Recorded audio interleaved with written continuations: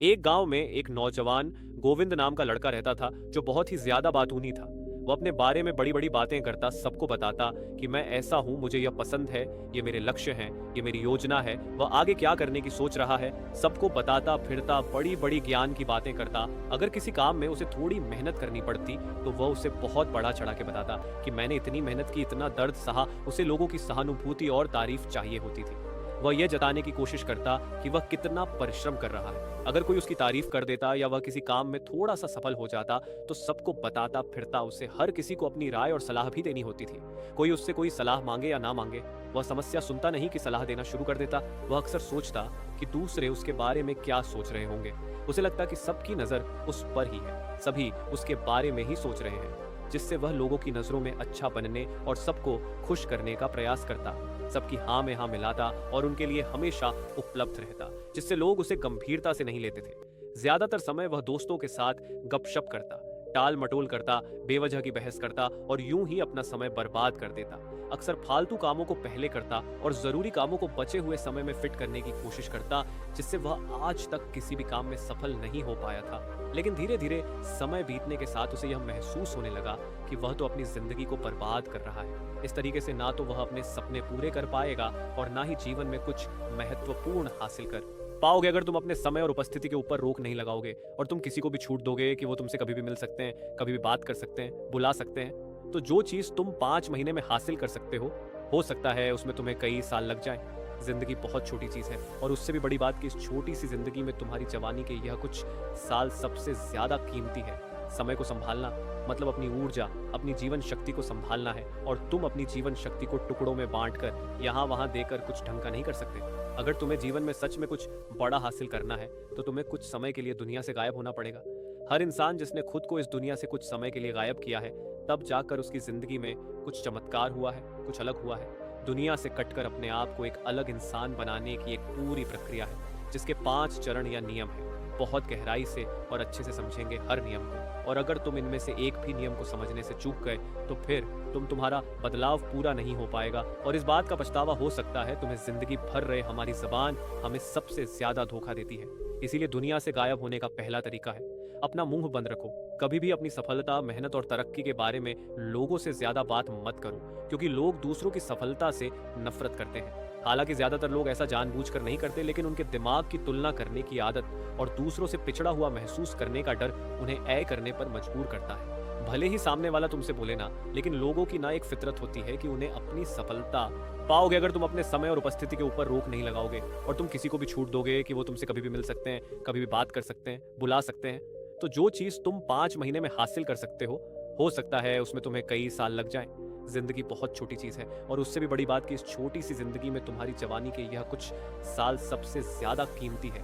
समय को संभालना मतलब अपनी ऊर्जा, अपनी जीवन शक्ति को संभालना है और तुम अपनी जीवन शक्ति को टुकड़ों में बांटकर यहाँ वहां देकर कुछ ढंग का नहीं कर सकते।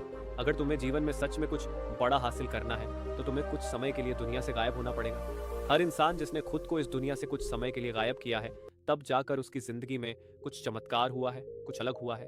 दुनिया से कटकर अपने आप को एक अलग इंसान बनाने की एक पूरी प्रक्रिया है, जिसके 5 चरण या नियम है। बहुत गहराई से और अच्छे से समझेंगे हर नियम को, और अगर तुम इनमें से एक भी नियम को समझने से चूक गए तो फिर तुम्हारा बदलाव पूरा नहीं हो पाएगा और इस बात का पछतावा हो सकता है। तुम्हें जिंदगी भर रहे हमारी जबान हमें सबसे ज्यादा धोखा देती है। इसीलिए दुनिया से गायब होने का पहला तरीका है अपना मुंह बंद रखो। कभी भी अपनी सफलता, मेहनत और तरक्की के बारे में लोगों से ज्यादा बात मत करो, क्योंकि लोग दूसरों की सफलता से नफरत करते हैं।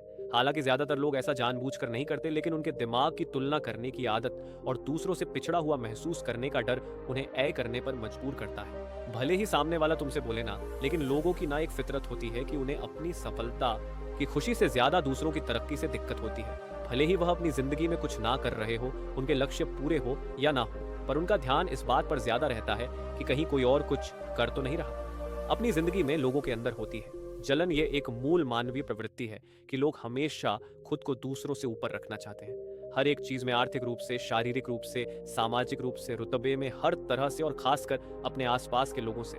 और अगर कोई उनसे आगे निकलने की कोशिश कर रहा होता है तो फिर यह देखकर उन्हें परेशानी होनी शुरू होती है और वह उसे पकड़कर खुद से नीचे ढकेल में भी कोई कसर नहीं छोड़ते।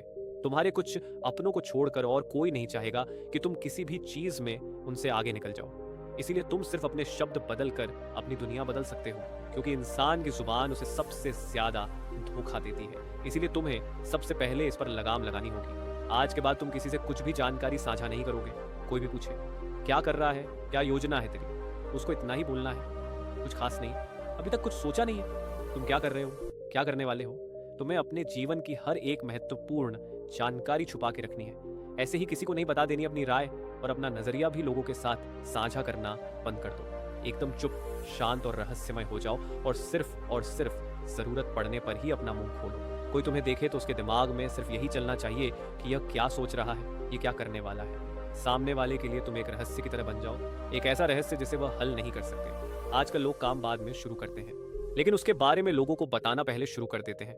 सफल बाद में होते हैं, लेकिन बड़ी बड़ी ज्ञान की बातें करना पहले शुरू कर देते हैं, और यह दिखाते और जताते रहते हैं लोगों को कि वह क्या चाहते हैं, उन्हें कैसी जिंदगी चाहिए और उनके लक्ष्य क्या है। लेकिन इससे ना तो उनकी जिंदगी बदलती है और ना ही लोगों को कुछ फर्क पड़ता है। उल्टे लोग उन्हें हल्के में लेना शुरू कर देते हैं। अपनी अगली चाल किसी को मत बताओ, यहाँ तक कि गायब होने का निर्णय लेने के बाद किसी को जाकर यह बताने की जरूरत नहीं है कि तुम गायब होने वाले हो। तुम अपने ऊपर काम करके अपना सर्वश्रेष्ठ संस्करण बनने वाले हो। इसमें परिवार, दोस्त, रिश्तेदार सब शामिल हैं, लेकिन यह इतना आसान नहीं होने वाला। हजारों लाखों सालों से जानकारी को साझा करना मानवीय स्वभाव रहा है, लेकिन तुम्हें इससे रोकना होगा। लोग तुम्हारी बहुत टांग खींचें और जानने की कोशिश करेंगे, लेकिन तुम्हें अपने विचारों को जुबान तक आने नहीं देना। जो है सिर्फ तुम्हारे दिमाग में है। अपने ऊपर काम करके अपना सर्वश्रेष्ठ अवतार बनो, और अपने काम से लोगों को चौंका। खुद को बदलने का दूसरा चरण है सिर्फ खुद की सोच पर ध्यान दो। ये एक मानवीय प्रवृत्ति है जिसमें व्यक्ति को लगता है कि सभी लोग उस पर ही ध्यान दे रहे हैं, ये सोचते हुए कि सबकी नजर उस पर ही है। वह जो भी काम करता है वो अनजाने में लोगों को खुश करने या खुद को साबित करने के लिए ही करता है, और ज्यादातर समय वह लोगों को खुश करने में भी असफल हो जाता है। तो बात यह है कि सिर्फ इस चीज पर ध्यान दो कि तुम क्या सोचते हो अपने आप को लेकर और अपने काम को लेकर। बस लोग तुम्हारे बारे में क्या सोचते हैं, इससे तुम्हें ज्यादा फर्क नहीं पड़ना चाहिए। पहली बात तो यह कि लोग तुम्हारे बारे में इतना सोचते नहीं है जितना तुम्हें लगता है कि लोग तुम्हारे बारे में सोचते होंगे, क्योंकि सबकी जिंदगी में अपनी बहुत सारी परेशानी है जिसमें वह फंसे हुए हैं। दूसरी बात कि तुम एक बार कुछ बड़ा कर लो, कुछ हासिल कर लो, फिर तुम्हारे बारे में लोगों की राय, नजरिया सब बदल जाता है। लोग सब भूल जाते हैं, और इस दुनिया का सबसे मजेदार काम ही है कि एक बार सफल हो जाओ, अपने आप को बदल लो, और फिर अपने प्रति लोगों के बदलते हुए स्वभाव को देखो तो तुम्हें सिर्फ अपनी चिंता करनी है। मतलब इतना भी स्वार्थी नहीं बनना कि दूसरों का बुरा चाहो, लेकिन इतना कि दूसरों से ज्यादा खुद को प्राथमिकता और महत्व दो। ऐसा इंसान बनो जो खुद की खुशी, खुद के लक्ष्य, खुद की सोच और खुद के विकास के बारे में ज्यादा सोचे। ये मत सोचो कि दूसरा हार जाए, ये सोचो कि मैं कैसे जीतूं। ये बहुत ही मुश्किल निर्णय होने वाला है, क्योंकि इससे तुम्हें कई लोगों से दूरी बनानी पड़ सकती है, कई लोगों को नाराज करना पड़ सकता है, पर यह खुद को बदलने की पूरी प्रक्रिया का ही एक हिस्सा है। दूसरों की कठपुतली ना बनके अपने जीवन का और अधिक नियंत्रण अपने हाथों में लेने के लिए तुम्हें यह कदम उठाना ही होगा। और देखो, जो तुम्हारे अपने होंगे ना, वो कहीं नहीं जाएंगे। उन्हें तुम्हारी मेहनत से, तुम्हारी तरक्की से कोई परेशानी नहीं होगी, और जो तुम्हारी जिंदगी से अपने आप ही चले जाएं, फिर वह तुम्हारे थे ही नहीं। दुनिया से कटकर खुद को बदलने का तीसरा चरण है अपने दर्द, मेहनत, असफलता और तरक्की को लोगों से छिपा कर रखो।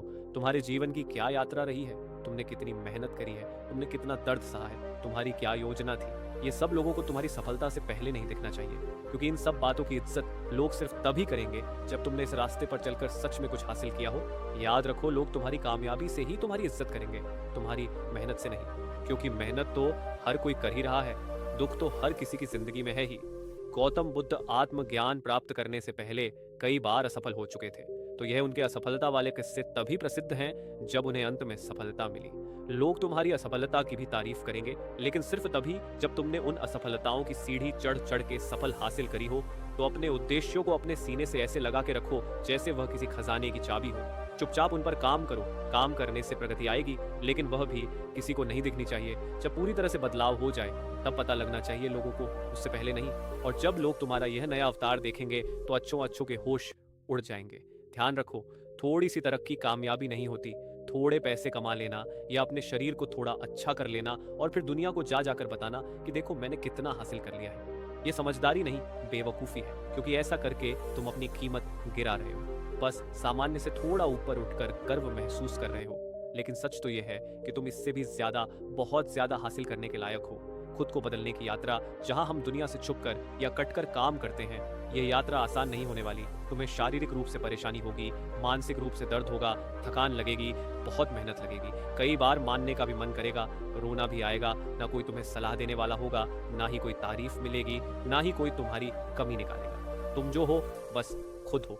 लेकिन तुम्हें किसी को भी ये जताने की जरूरत नहीं है कि तुम कितनी मेहनत कर रहे हो। तुम्हें लोगों की दया नहीं चाहिए, तुम्हें नहीं चाहिए कि लोग तुम पर तरस खाएं। तुम्हारा लक्ष्य उन्हें अपना दर्द दिखाना नहीं, बल्कि अपनी सफलता से उन्हें चौंका है। एक बात हमेशा याद रखना कि 100 हार को छुपाने के लिए बस एक जीत की जरूरत होती है। जब तुम ये समझ जाओ तो इसका मतलब अब तुम तैयार हो खुद को बदलने के लिए। खुद को बदलने की प्रक्रिया का चौथा चरण है अपना लक्ष्य चुनो। इस पूरी प्रक्रिया के दौरान तुम क्या बनने की कोशिश कर रहे हो?